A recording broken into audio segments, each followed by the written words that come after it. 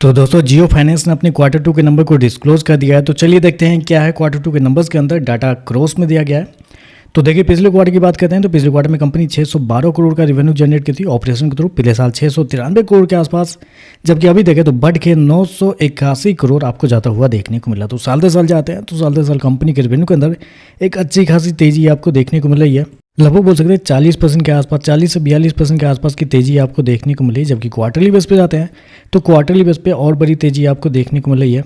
लगभग बोल सकते हैं आप 60% के आसपास का जंप है। तो कंपनी का रेवेन्यू देखें तो फाइनली काफ़ी लंबे समय बाद आप कह सकते हैं कंपनी के रेवेन्यू के अंदर इतनी बड़ी जंप आपको देखने को मिली है।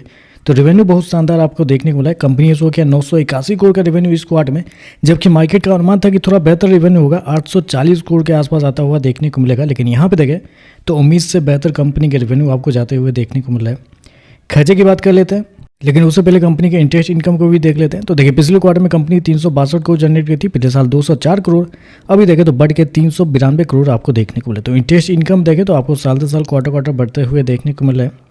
चलिए कंपनी के खर्चे क्या निकलते हैं वो देखते हैं। तो देखिए पिछले क्वार्टर में कंपनी 260 करोड़ खर्च की थी, पिछले साल 146 करोड़, अभी देखें तो कंपनी का 436 करोड़ आपको जाता हुआ देखने को मिला है। तो खर्चे देखें तो खर्चे हालांकि यहाँ पे थोड़ा ज़्यादा आपको देखने को मिल रहा है। अब इसके लिए इस क्वार्टर में कंपनी को फाइनली फाइनेंस कॉस्ट लगता हुआ देखने को मिल रहा है, क्योंकि पिछले साल कंपनी का फाइनेंस कॉस्ट कुछ नहीं था। दूसरा कंपनी का जो अदर एक्सपेंस है वहाँ पे कंपनी के जो खर्चे हैं वो थोड़े से ज़्यादा इस क्वार्टर में देखने को मिल रहा है।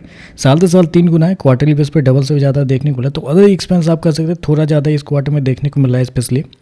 चलिए कंपनी का प्रॉफिट क्या निकलता है वो देख लेते हैं। तो देखिए पिछले क्वार्टर में कंपनी 324 करोड़ के प्रॉफिट में थी, पिछले साल 690 करोड़ के आसपास, जबकि अभी देखें तो कंपनी का प्रॉफिट 695 करोड़ आपको जाता हुआ देखने को मिला। तो साल दर साल जाते हैं तो साल दर साल कंपनी के प्रॉफिट के अंदर कुछ ज़्यादा बड़ी तेजी देखने को नहीं मिली, 1% के आसपास का जंप आपको देखने को मिला है कंपनी के प्रॉफिट के अंदर।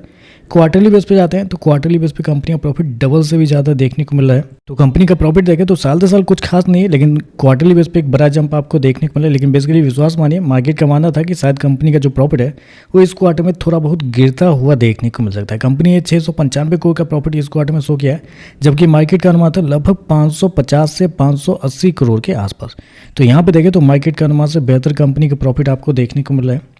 चलिए कंपनी के ईपीएस क्या निकलते हैं वो देखते हैं। तो देखिए पिछले क्वार्टर में कंपनी का ईपीएस 47 पैसे के आसपास था, पिछले साल 1 रुपये 9 पैसे, अभी देखें तो 1 रुपये 10 पैसे आपको जाता हुआ देखने को मिला है। तो ओवरऑल देखा जाए तो नंबर तो अच्छे देखने को मिले हैं, क्योंकि रेवेन्यू के अंदर एक बड़ी तेजी आपको देखने को मिले और जितना उम्मीद थी उससे बेहतर कंपनी के रेवेन्यू देखने को मिला है।